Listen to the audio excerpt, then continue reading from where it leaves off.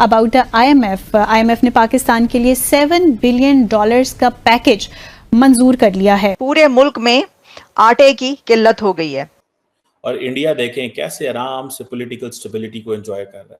देख लें आप $7 बिलियन के लिए जो आपको कैसे तड़पा कर नाक रगड़वा कर दिया गया है और दिया जा रहा है। कश्मीर में जितनी भी आप डेवलपमेंट्स देख रही हैं 2014 से अब तक, वो भी एक लिहाज से उनका ही ब्रेन चाइल्ड है।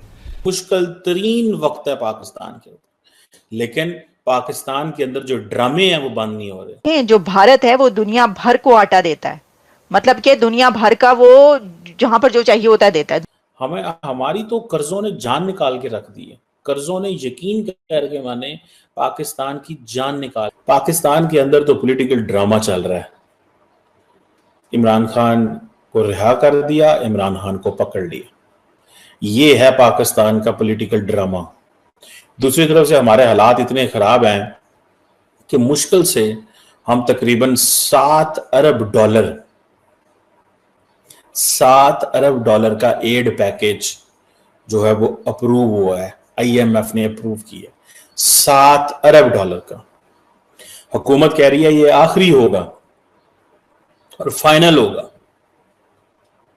मुश्किल तरीन वक्त है पाकिस्तान के ऊपर, लेकिन पाकिस्तान के अंदर जो ड्रामे हैं वो बंद नहीं हो रहे।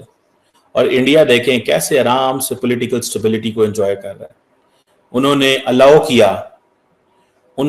अलाउ किया अपने लोगों को कि वो सुकून से जिस हुकूमत को लेते हैं, वोट देते हैं, वो उनको गवर्न करती है। जय हिंद दोस्तों, कश्मीर के चक्कर में पाकिस्तान का गुड़ गोबर हो चुका है। पाकिस्तान अभी और पाकिस्तान की सियासत इस वजह से खुश है क्योंकि IMF ने $7 बिलियन का जो एड प्लान था वो मंजूर कर दिया है। कब तक पाकिस्तान भीख के टुकड़ों पे पलता रहेगा? और सियासत ने यह भी कह दिया है कि ये लास्ट बेल आउट प्लान है, लास्ट पैकेज है, इसके बाद IMF भी कुछ नहीं देने वाला है। कितनी मिन्नतें करने के बाद पाकिस्तान को $7 बिलियन का पैकेज मिला है। इसी के ऊपर पाकिस्तानी रिएक्शन वीडियो है, आप इसे एंड तक जरूर देखिएगा। चैनल पर नए हैं, चैनल को सब्सक्राइब करना मत भूलिएगा। और हम क्या कर रहे हैं? हम एक बंदे को अंदर डालते हैं, दूसरे को बाहर करते हैं, एक को अंदर डालते हैं। अब इमरान खान जो है उसको पहले एक केस में अंदर किया जी, फिर दूसरे में, तीसरे में, चौथे में। बहुत सारे केस जेन्युइन है, बहुत सारे केस जो हैं वो सारी बात है फैब्रिकेटेड भी होते हैं। उसकी वजह यह है कि पाकिस्तान है, यहाँ पे हम बंदों को पहले जो है वो इलेक्ट करते हैं, फिर उनको डिसमिस करते हैं, फिर उनको डिस्क्वालीफाई करते हैं, फिर उनको अरेस्ट करते हैं। बंदों से मुराद वजीर आजमों को। कल्चर है हमारे पाकिस्तान का, ये एक नॉर्मल चीज है। अगर आप वजीर आजम बने हैं तो आपको टेक्निकली जेल भी जाना पड़ सकता है, मतलब आप तैयार रहें, ये पाकिस्तान का कल्चर है। लेकिन ऑन द कंट्रेरी तीसरी दफा है नरेंद्र मोदी की, पता ही कोई नहीं है। मनमोहन सिंह बड़े आराम से जिंदगी गुजार रहे हैं, कोई जेलें नहीं है, कोई कुछ नहीं है। अब मुझे ये बताएं कि ये जो $7 अरब का पैकेज आया है, $7 अरब का पैकेज है भाई, $7 अरब का, ये कौन देगा? चाइना के कर्जे वहां पे खड़े हुए हैं। आपको पता है चाइना पाकिस्तान का सबसे बड़ा क्रेडिटर है। तकरीबन पाकिस्तान का 28 से 30% कर्जा हमने चीन का देना है।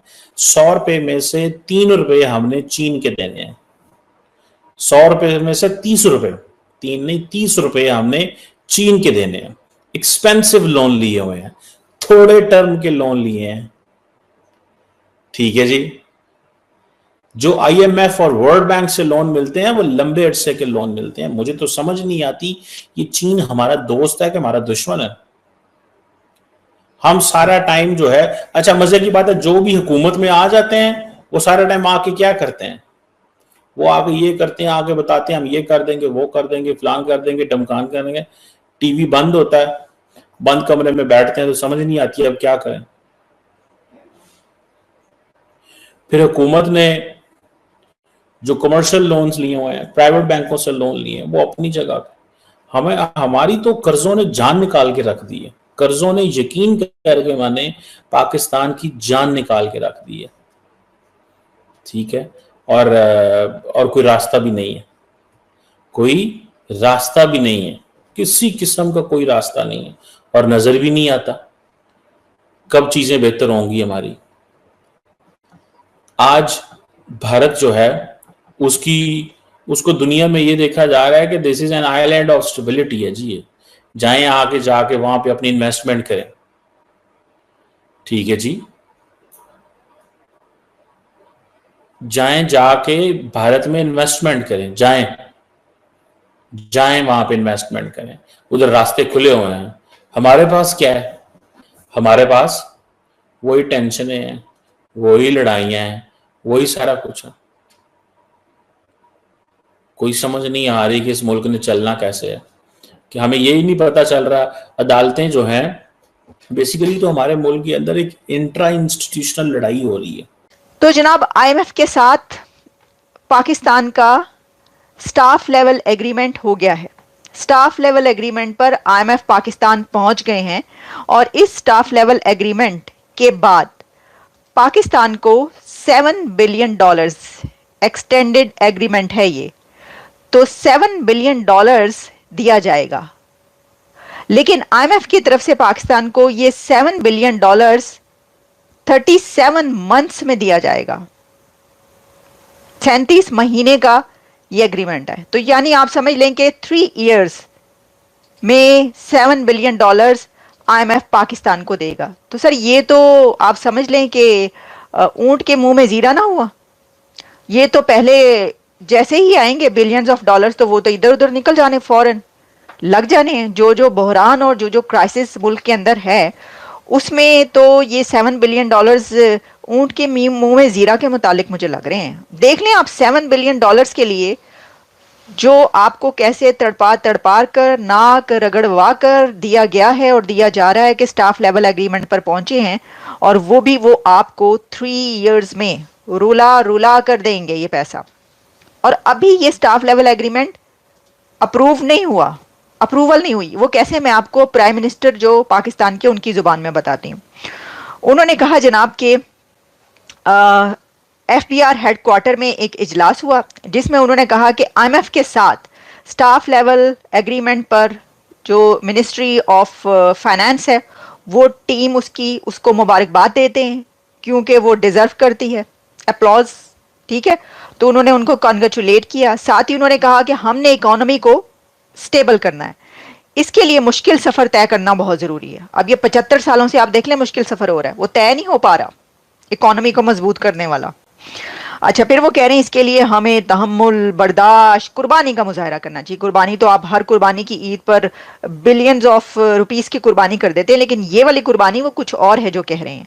वो ये कह रहे हैं कि मतलब अवाम तहम्मुल और बर्दाश्त यानी जो टॉलरेंस, और वो बेचारे अवाम कर रहे हैं, अवाम तो कर ही रहे हैं, इसके बगैर ये सफर मुकम्मल नहीं हो सकता। तो दोस्तों आपने ये वीडियो देखी, एक वर्ड आपने इसमें सुना होगा, पॉलिटिकल स्टेबिलिटी। दरअसल भारत और पाकिस्तान की पॉलिटिकल स्टेबिलिटी एकदम अपोजिट है।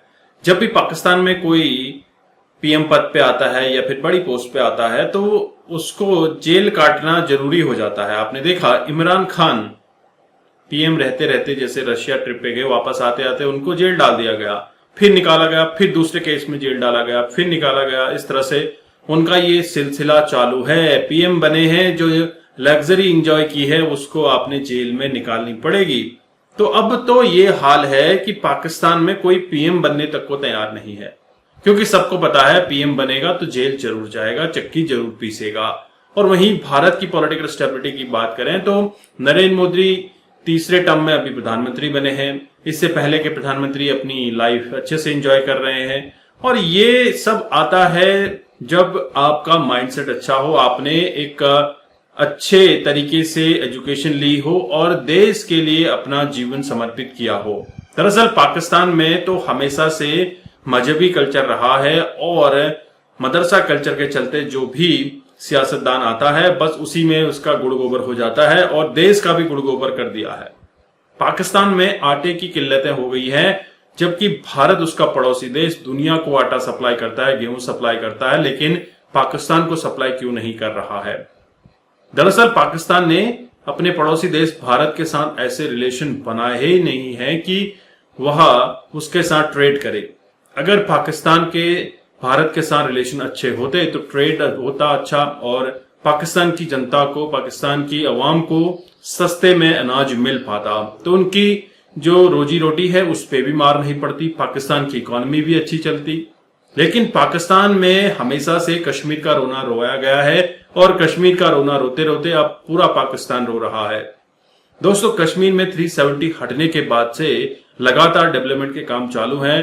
पाकिस्तान से जो फंडिंग आया करती थी कश्मीर के अंदर, जो आतंकी गतिविधियों को पाल पोसा जाता था, अब वो भी कम हो रही हैं। लेकिन बीच में छुटपुट घटनाएं काफी ज्यादा देखने को मिली है और इस पे लगाम कसने की तैयारी पूरी तरह से कर ली गई है। दोस्तों, आपके क्या विचार हैं कश्मीर को लेकर? क्या पाकिस्तान आगे भी रोता रहेगा या फिर इसी तरह से आगे भी बर्बाद होता रहेगा? जरूर अपने विचार कमेंट में रखिएगा। चैनल पर नए हैं, चैनल को सब्सक्राइब कीजिए। मैं आपको मिलता हूं नेक्स्ट वीडियो में, तब तक के लिए थैंक यू।